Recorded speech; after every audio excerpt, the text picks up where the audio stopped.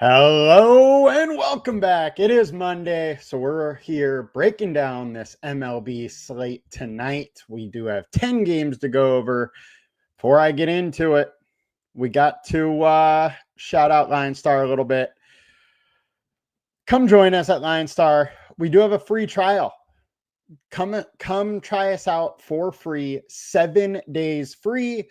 Or if you just want to jump in and go for it, $39.99 per month to $39.99 for the year. It is the best deal in DFS by a long shot. Hello, King Raheem. What's going on? Get some to Prince, Gil Ticket. Happy to have you guys here. By far the best value in the business. Nobody gives you everything like we do. All the props, all the DFS, the best ball. You get it all. One low price for all the sports we cover. Now, let's dive into a little bit. We're going to start off by the perfect lineups from yesterday and the winning lineups. Then we will get into today's slate where we go over the pitchers to consider and some stacks. Now, let's get over to the perfect lineup on FanDuel, where we had Jason Alexander put up 37 at 6,900, and that was enough. Three-man Cincy stack, and then some one-offs from there on out. Only 30.5 for the salary, and almost a 350 perfect lineup score. The winning lineup went to Kent 20, who had Wheeler. Wheeler was the chalk pitcher, looked way better than everybody else, only put up 36. That's why Alexander at only 37 was the way to do, the way to go. Now, it's not often that you see the perfect lineup pitcher being that low, but hey, yesterday it worked. Then we have a Atlanta stack, 4-man Detroit, 3-man Atlanta, one off of Marte. Marte just went nuts. 4 RBIs, home run, 3 runs, 1 double, 1 single. Have a day. Just a triple shy of the cycle there. So congrats to Kent 20. You won 10K. And then on to DK.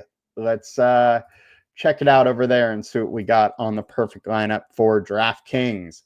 We had Berger and Wheeler. The ex-Padre came through. We had a 3-man Cincy stack, 2-man Milwaukee, then a couple one-offs there. Almost using all the salary, 1K shy, 262.4 was that perfect lineup score. And the winning lineup went to Hebrew Cheetah. They had Pavich, they had Wheeler, super chalk pitchers, but it really just didn't matter that much yesterday as there wasn't a whole ton of variance as far as the pitching scores. Then we go to the stacks. We had a 5-man Houston, 1 Detroit, 2 Milwaukee. The old 5-2-1 does it again. That lineup construction just wins more than any other on DraftKings.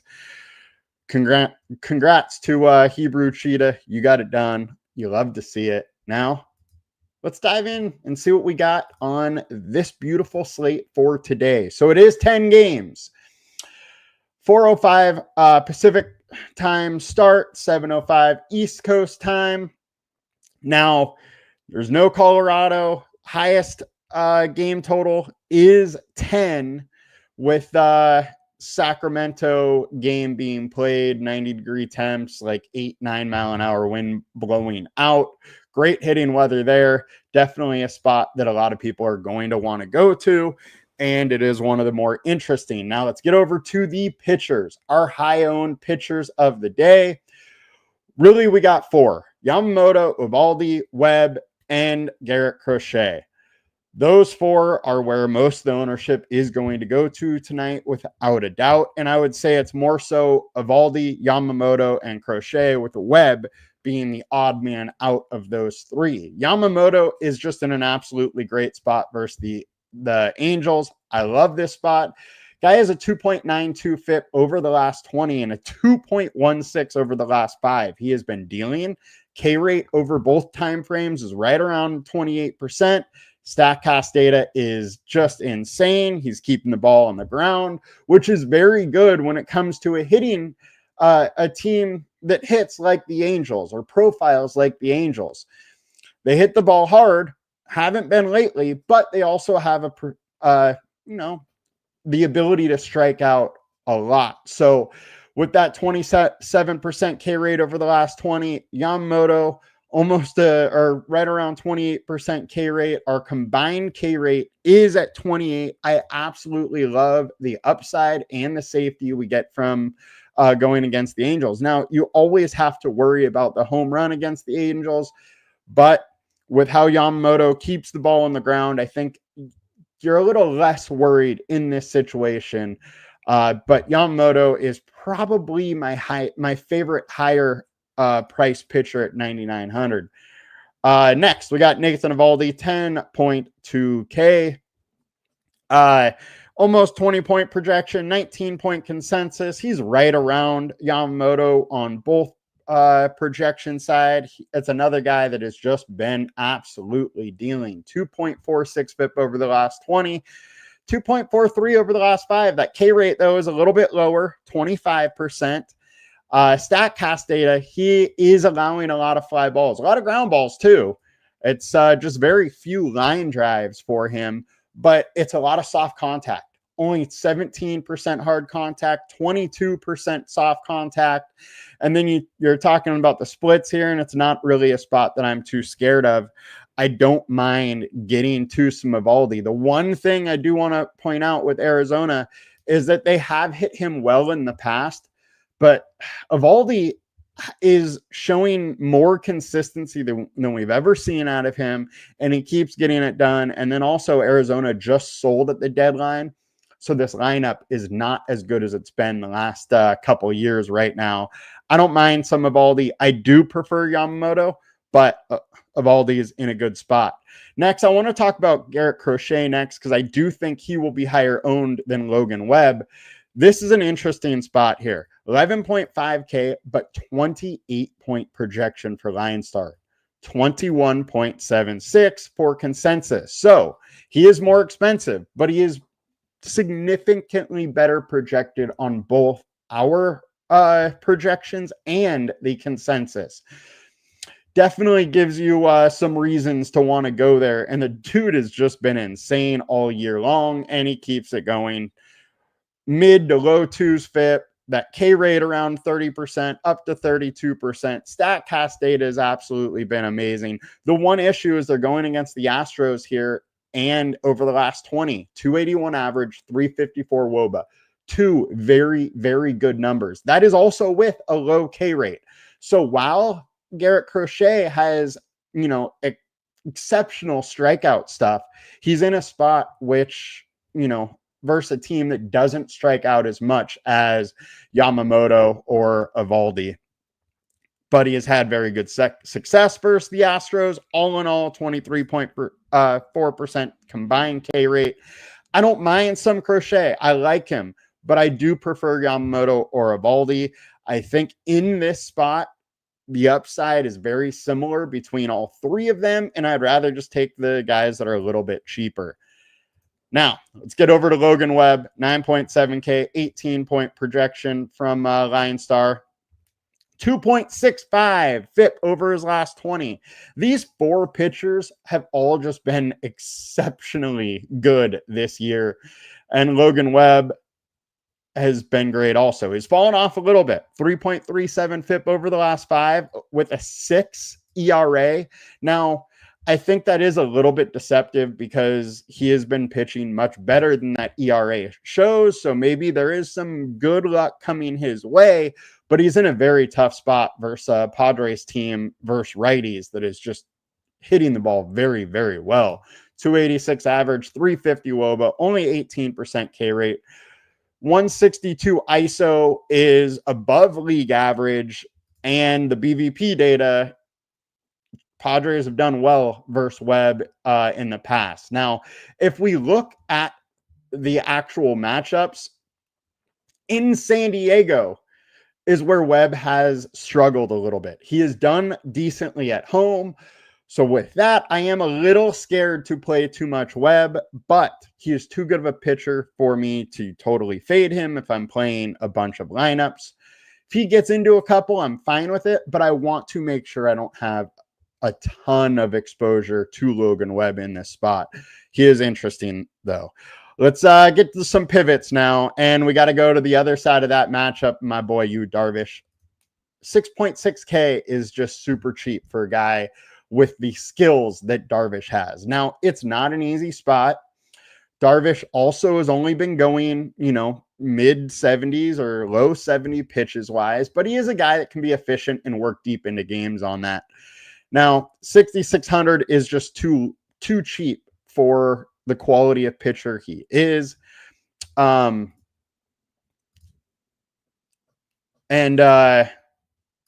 With that,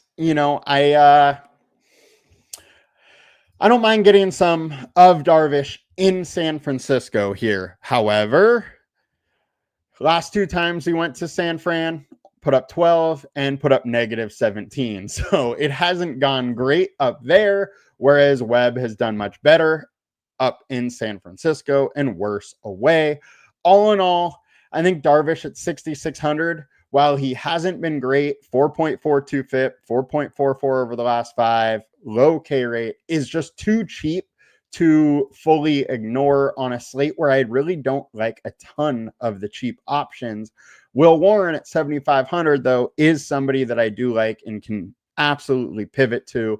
And going, say, Will Warren or Yamamoto, I think you're still going cheap enough at pitcher, to warrant paying up for some bats still. Will Warren is in a very interesting spot to me. Averaging 47% more fantasy points at home. Then you're looking at his FIPS, 3.6 over the last 20. Very solid number with a 26% K rate. Now, over the last 5, his FIP and his ERA have totally flipped, which is a little worrisome. 5.14 FIP over a 3.55 ERA, and that K rate has come down. Let's see who he's faced, though. Cubs, Atlanta, Philly, Tampa Bay, Texas, all tough teams. So I'll give him a little bit of an out there.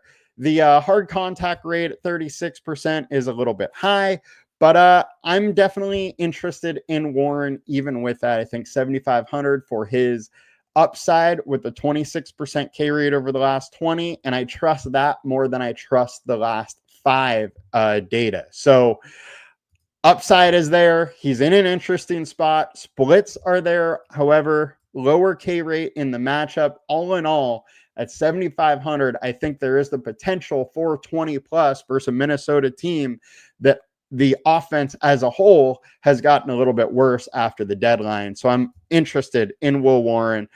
Our LineStar projection likes him quite a bit too, and almost 15 on the consensus is high enough for me there as well.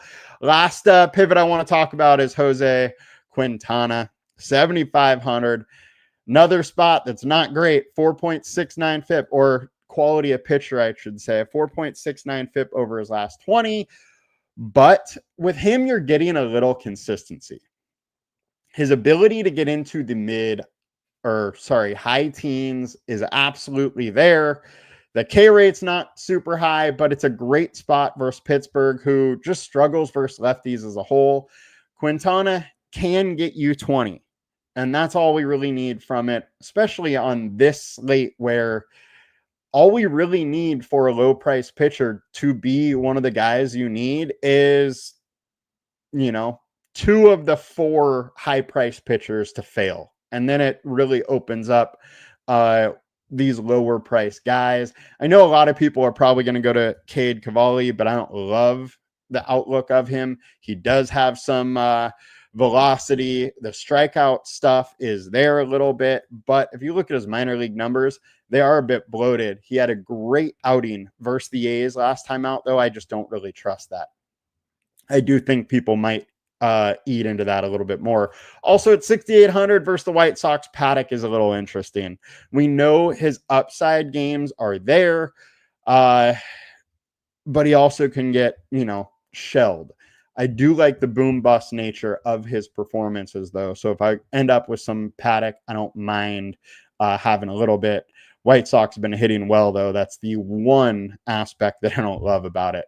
Let's get over to FanDuel and check out the ownership's percentages here. Evaldi, Crochet, Yamamoto, the three highest, and it absolutely should be. Honestly, on FanDuel, I'm probably not going to get too different. I'm probably pretty much sticking to those three and, hoping the best. Maybe a little bit of Webb sprinkled in, keep it to 4 pitchers, and then get over 2 stacks, which we'll do right now.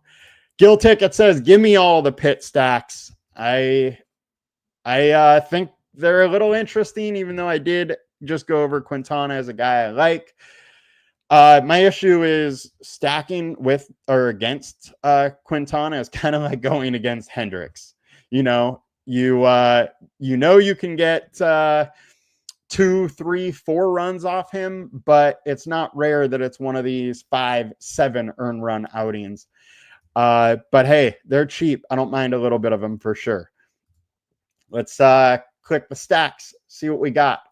Our highest owned stacks, and also I should use that as a point. If you guys have a pitcher or a stack you want me to look at, please do so, and leave that in the comments and we'll do it. Please like, comment, subscribe, do all that stuff. It helps the channel a ton, helps me a ton. Now our highest owned stacks of the day, we got Milwaukee versus Andrew Heaney. Makes absolute sense as Heaney just really hasn't been very good. 8.35 FIP over his last 5, 5.87 over the last 20.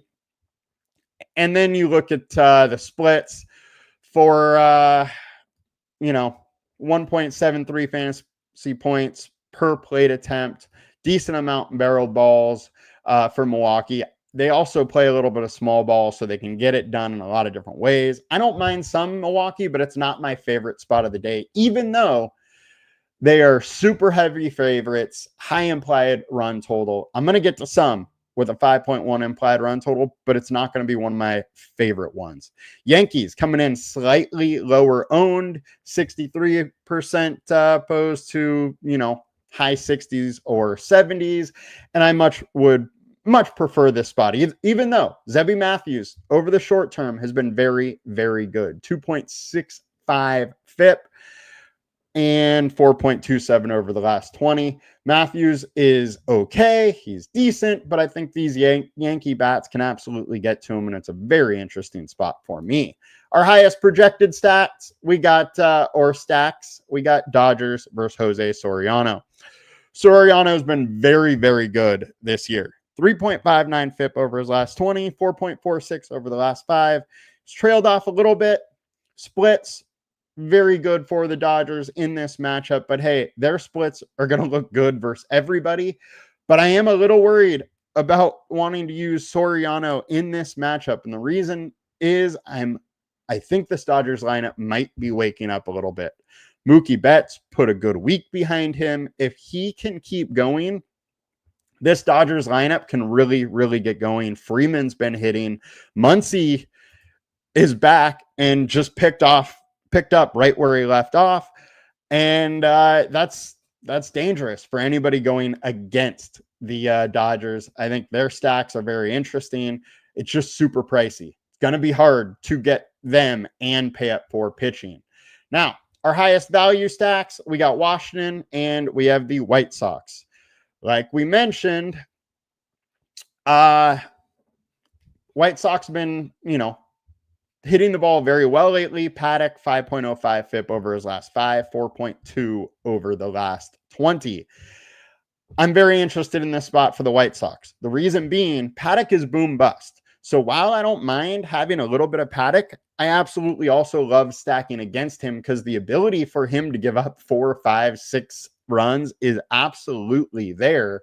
And when he does, there's usually some big hits. So I think Paddock is interesting.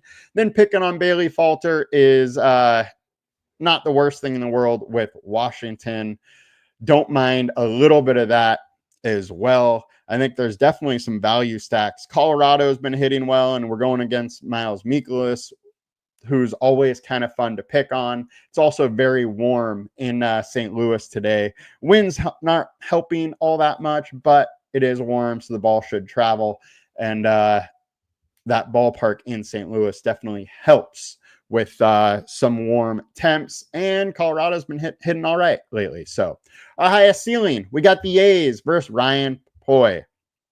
Now, this is one that we probably should break down a little bit more, as it's going to be a high-owned spot. We do have a pitcher that is allowing 40% ground balls, 34% fly balls, and a decent amount of hard contact. Then 10 barreled balls of 79 batted. All in all, I don't really want Papoy in this situation, but I am interested in some of these A's bats. The ceiling is there, and we've seen recently their offense come alive a little bit. 16-run game last week, 11-run game over the weekend, 6 runs there. So, over the last, 6 games, they've had 3 with 6 runs or more. And now they are back home in good hitting weather.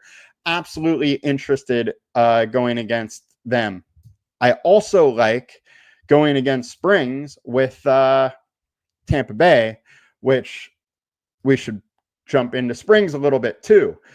This is what I think is very interesting about the Tampa Bay stacks today. 41.6% fly ball rate in a stadium where where it's a smaller stadium and warm weather with winds blowing out. I think Springs could have a tough day, just needs a couple hard hits, and the home runs could be flying there. So I like those Tampa stacks as well. Milwaukee popping up on the high ceiling too. And let's look at the high leverage stacks. We got San Francisco versus Darvish. Darvish hasn't been great in San Fran. Altogether, 4.4 FIP. You can definitely get to Darvish. The issue with stacking against the Padres now is Padres bullpen is very, very good now. They can legitimately make a game 5 innings right now. And I don't love that from the standpoint of stacking against the Padres. I don't mind a little bit. Darvish gives up 6-7 in the first couple innings, then that absolutely plays up a bit, but I am worried about having too much Giants. Dodgers, obviously love that. Eddie, thank you for joining us. If you guys don't know, we will be doing a prop show in a little bit, probably right around 11:30 or 11:45 Pacific Coast time. San Diego versus Logan Webb. We have seen San Diego get over on Logan Webb a little bit. So I am interested in the stacks here, but Logan Webb has been better at home than away for versus the Padres. So there is a little apprehension there, but the offense is just too good not to consider a little bit. Houston versus Crochet. I don't love it. Probably not really going there. Even if they get to him, I just don't think it's a 6, 7, 8 run outing. Probably 3 or 4, and he's just not usable as a pitcher, but the stacks don't really do enough to help you. Now let's click the teams tab before we round this out. Highest implied run totals. We got Milwaukee at 5.1, A's at 5, Yankees at 5, Tampa Bay at 5. The A's, the Yankees, and Tampa, I much more prefer over Milwaukee. Detroit versus the White Sox definitely carries some interest, as does the Royals versus Cade. Cade is a guy that might get a little juice throughout the day because he had a good outing versus the A's. But if you look at his numbers from the minors, I don't think he is that good of a pitcher.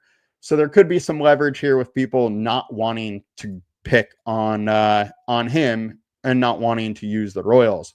Now, Bobby Witt was out of the lineup yesterday. So if I'm using KC, I probably want to make sure he's in the lineup. Even if I'm not using him, just makes the lineup as a whole so much better. Dodgers versus Soriano, you got to consider. Boston versus Christian Javier is making his first start of the year. He did go like 70 pitches in his last, or 77, I think, in his last minor rehab outing. So he's, probably able to go 80, 85. He is another boom bust pitcher. I don't mind stacking some of the Red Sox. He can, have problems with control. If he does that, he's letting more guys on base, and then just one, hard hit can really change that whole game. White Sox versus Paddock 4.2 is very interesting as well. If we go down here, don't mind a little Colorado. Don't mind a little San Diego, but I'm probably staying away from Evaldi, Arizona, and the Angels. That's going to round it out for us today, guys. Glad you all joined us. We'll be back in a little bit with the prop show, where we have been absolutely crushing it lately. Hope you guys have a good one. Let's make some money on good old Moonshot Monday. Talk to y'all later, guys. Peace. Vomit stacks looking good. Yep, there's definitely a few of those out there today. All right, guys, have a good one. Talk to y'all later. Bye.